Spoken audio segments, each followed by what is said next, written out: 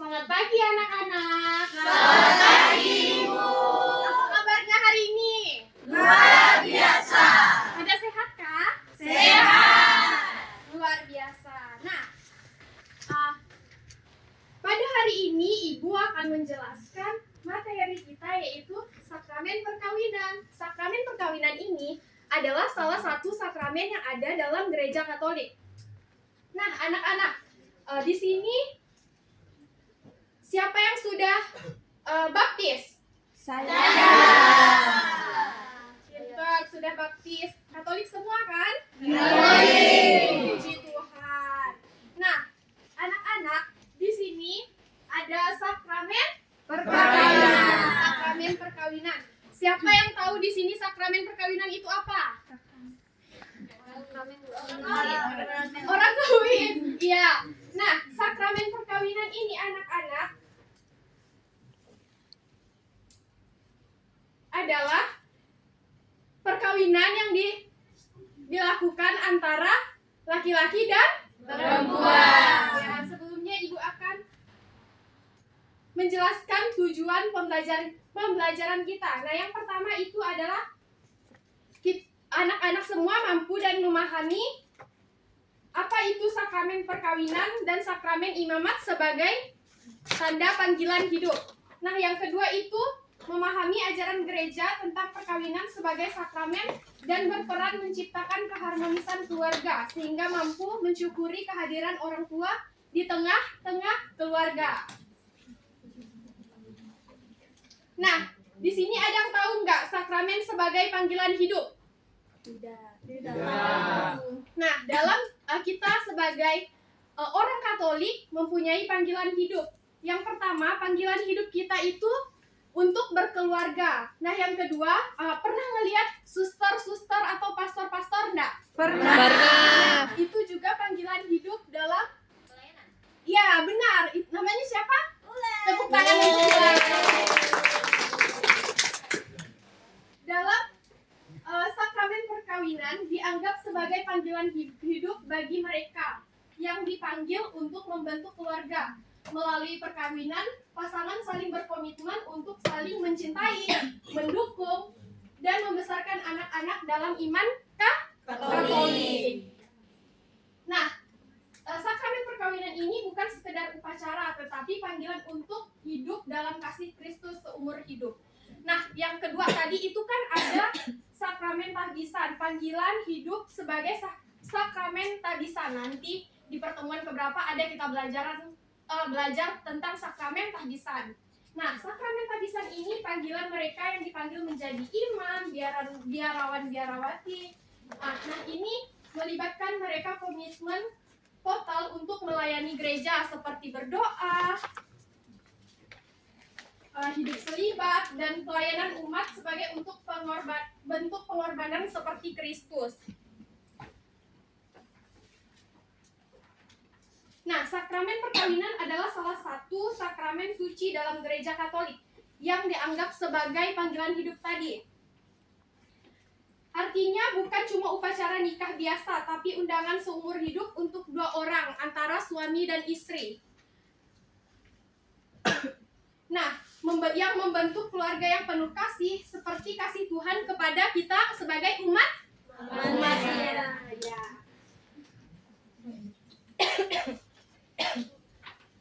Nah, di sini ada di mana suami istri itu saling berkomitmen untuk saling mencintai, menghormati, dan mendukung satu sama lain. Nah, perjanjian antara seorang laki-laki dan perempuan di hadapan Allah dan gereja untuk membentuk keluarga yang kekal. Nah, bisa kita lihat di Matius bab 19 ayat 16 di sini. Ayat 6. Di sini ada yang bawa kitab suci enggak? Ada. Boleh kita buka ya. Nah, isinya adalah apa yang telah dipersatukan Allah tidak boleh diceraikan oleh Manusia. Nah, kalau kita udah menikah itu tidak bisa diceraikan oleh kita karena kita itu berkomitmen bersama pasangan kita.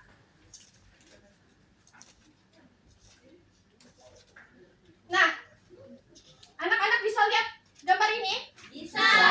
Gambar yang pertama ini apa? Orang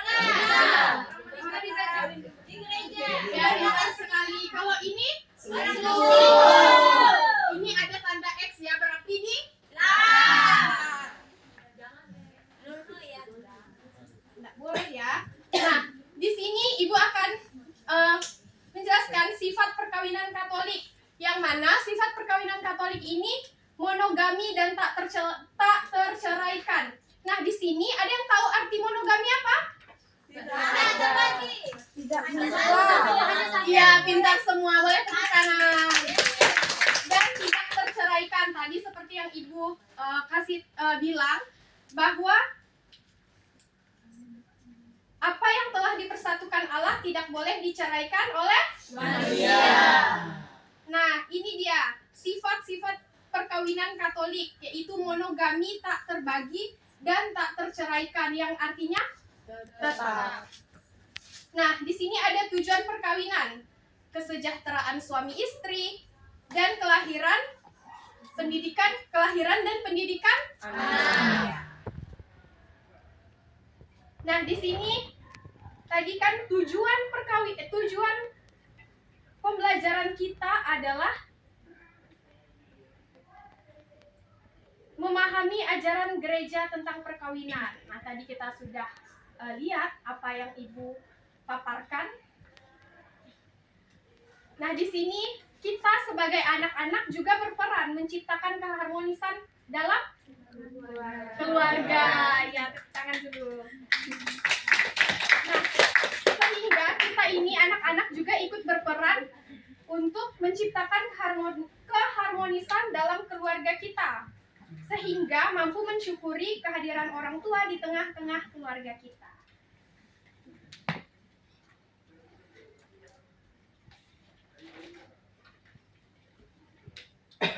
Nah, di dalam gereja Katolik ini ada dikenal sebagai keluarga sebagai gereja domestik, yang artinya gereja kecil di rumah. Nah, ini adalah tempat pertama kita belajar, di mana kita mengetahui segala hal itu berawal dari keluarga, yaitu siapa tadi? Orang tua. Mama bapak kita ya. Iya, benar sekali. Di mana kita di sini belajar mengasihi, belajar memaafkan, dan selain itu di dalam gereja itu di dalam gereja domestik, yaitu gereja kecil di rumah itu, kita juga belajar berdoa bersama orang tua. Di sini ada enggak yang sering berdoa sama orang tuanya? Saya. Iya, semuanya ya. Berdoanya pas kapan, Jak nih? Pas makan. Habis itu pas tidur. Bangun tidur. Mau pergi, bangun tidur. Apa lagi? Puji Tuhan. Tepuk tangan kita semua. Pastinya berdoa sama keluarga nih diajarkan sama orang tua. Benar, diajarkan orang tua, karena di sini adalah tempat pertama kita belajar iman dan belajar mengasihi.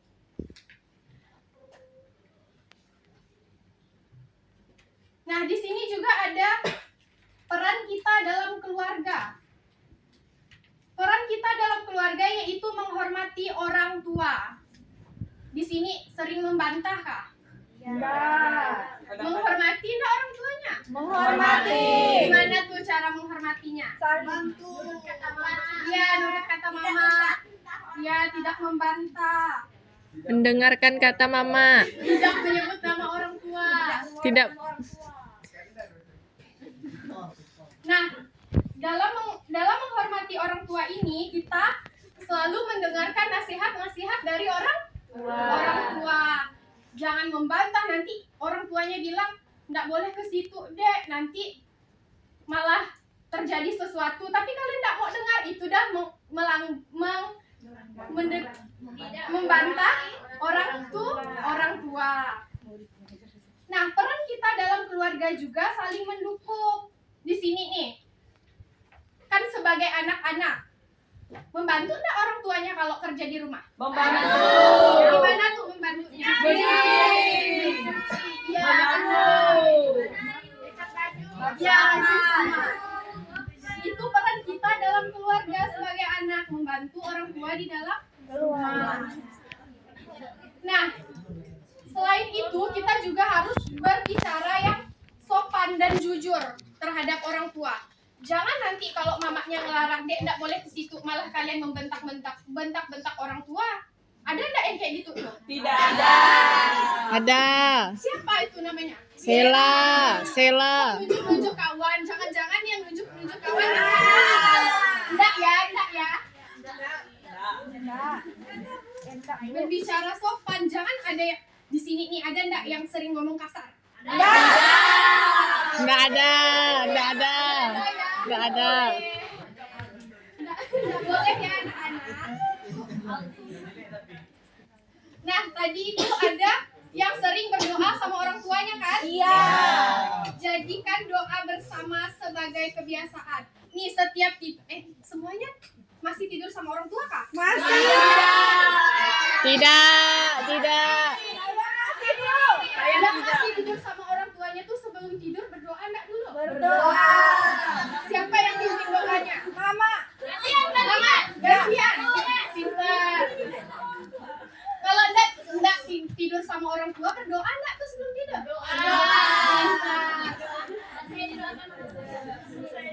Pintar semua ya. Di sini, nah kita lihat gambar berikut ini. Ini ada yang gambar pertama ini apa? Keluarga cemas. Ini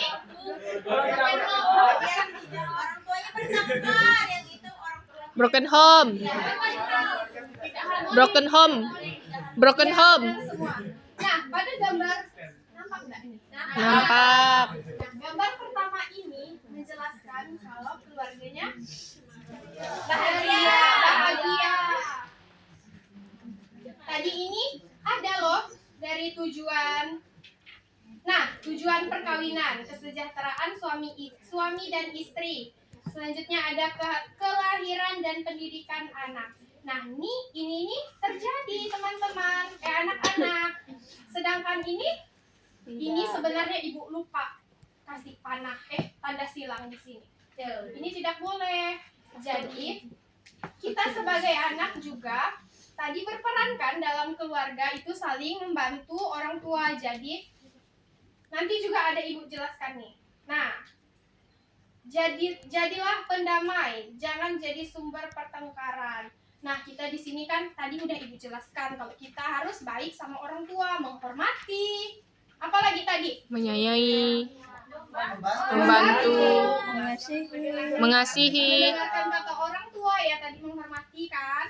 Terus itu berdoa tadi sama orang tua. Ini nih salah satu apa? Untuk mengatasinya. Jangan jadi sumber pertengkaran orang tua. Jadi kalian kalau misalnya orang tua ngomong harus didengarkan agar nantinya tuh tidak jadi sumber pertengkaran dari Orang tua. Jadi kita tuh harus nurut sama orang tua. Nah, tunjukkan kasih sayang lewat pelukan, senyuman, dan perhatian. Sering nggak peluk orang tuanya di sini? Sering.